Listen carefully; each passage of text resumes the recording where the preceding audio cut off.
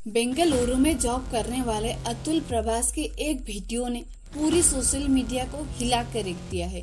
India ने पूरी दुनिया को हिला के रख दिया और उनके जो 40 पन्नों का एक सुसाइडल नोट और 1.5 घंटे के एक वीडियो ने जब आप देखोगे तो आपकी कलेजी फट जाएगी और आप दंग रह जाओगे। जब आप वो सुनोगे तो आप यही सोचोगे कि वो इंसान इतना घटिया और इतना बदतमीज कैसे हो सकता है, इतना नीचे इंसान कैसे गिर सकता है। जब आप ये जानोगे कि उनकी पत्नी ने ही अतुल सुभाष की जान ले ली या उन्हें मरने पे मजबूर कर दिया, तब आपको कैसा लगेगा। कोई पत्नी अपनी ही पति की जान कैसे ले सकती है। बट कुछ लोग आज के ज़माने में पैसों के लिए ऐसा भी करते हैं ना कि लोग अगर मर भी जाए ना उनके सामने जितना भी गिड़गिड़ाए ना उन्हें कोई फर्क ही नहीं पड़ता। ये अतुल सुभाष की पत्नी ने साबित कर दिया। अतुल मेन रूप से बिहार के रहने वाले थे। वो 34 इयर्स के थे और बेंगलुरु में एआई इंजीनियर थे। जब वो 2019 में उन्होंने शादी की निकिता सिंघानिया से और 2020 को उन्हें एक बेटा भी।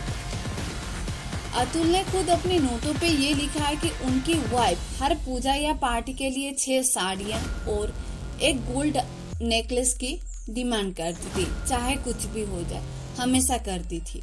इन दिनों अतुल ने अपने ससुराल वालों को बिजनेस में हेल्प करने के लिए उनसे 20 लाख से भी ज्यादा रुपए दिए थे। उनकी हेल्प करना चाहता था ताकि उन्हें बिजनेस में कोई भी। अतुल के वाइफ और उनके फैमिली वालों का डिमांड लगातार बढ़ रहा था। ये देखकर अतुल बहुत ज्यादा परेशान में आ चुका था। जब 2021 सन में अतुल ने टोटली पैसा देना बंद कर दिया उनकी वाइफ के फैमिली वालों को, तब उनकी वाइफ अपने 4 साल के बेटे को लेकर अतुल का घर छोड़ के अपने मायके चले गए। जब वो वापस लौट के नहीं आई तब अतुल ने जब तलाक मांगा था तो उन्होंने 9 अलग अलग सेक्शन में 1 करोड़ रुपए के साथ अतुल को केस कर दिया। यूपी के जौनपुर पुलिस स्टेशन में अतुल की वाइफ ने केस कर दिया था, पर वो वहाँ रहती नहीं थी। वो ये जानती थी अगर वो वहाँ पे जाके केस करेगी तो अतुल के लिए ये केस मुश्किल भी हो जाए और उसे इस केस के लिए चक्कर काटना पड़े। बट वो यूपी के जौनपुर में वो उसकी वाइफ खुद रहती। पहले अतुल की पत्नी ने उनके बेटे के लिए मेंटेनेंस के लिए और अपने लिए 1 करोड़ रुपए डिमांड किए। जब अतुल अपने बेटे के लिए 40,000 रुपए देने के लिए रेडी हो गए तो उनकी बीबी ने अपने लिए जो एलिमनी का अमाउंट है ना वो 3 करोड़ रुपए कर दिए थे, बढ़ा दिए थे। तो अतुल ने इस बार जाके जॉर्ज से जब जाके अतुल ने ये कंप्लेंट की तो जॉर्ज ने यही बोला कि तुम्हारी बीबी जानती है तुम अगर इतने पैसे दे सकते हो तभी वो डिमांड कर रही है ना, तो दे क्यों नहीं देते उसे इतने पैसे। ये बोल के जज ने उसको चुप करा दिया और उन्होंने इस केस पे कोई भी फैसला नहीं लिया था।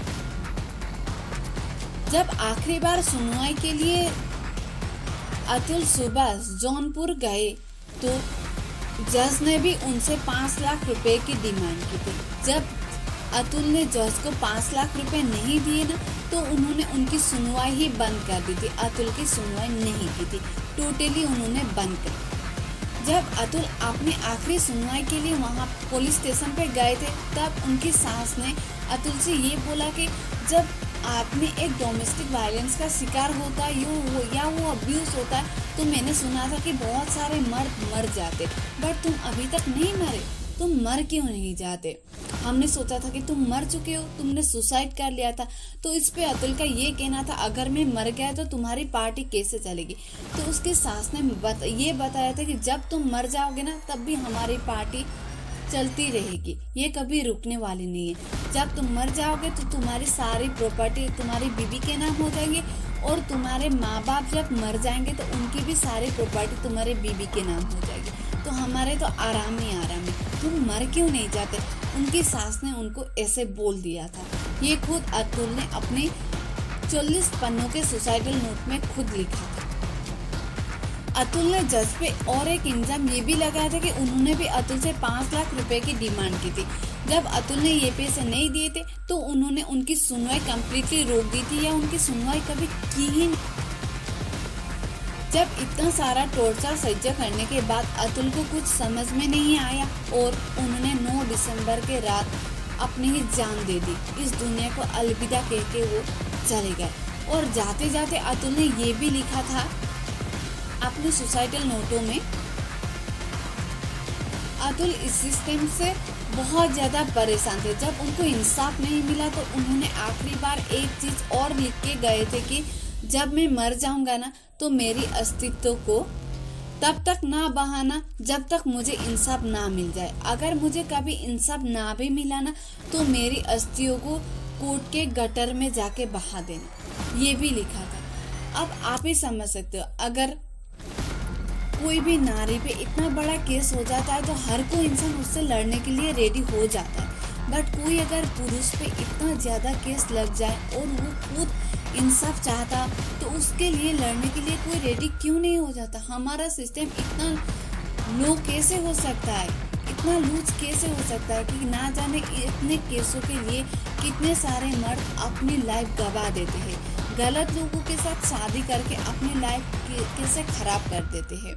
तो मैं हर किसी लड़की से या हर किसी औरत से यही रिक्वेस्ट करना चाहती हूँ कि खुद इतने पढ़े लिखे काबिल बनो ताकि अपनी पैसा खुद कमा पाओ।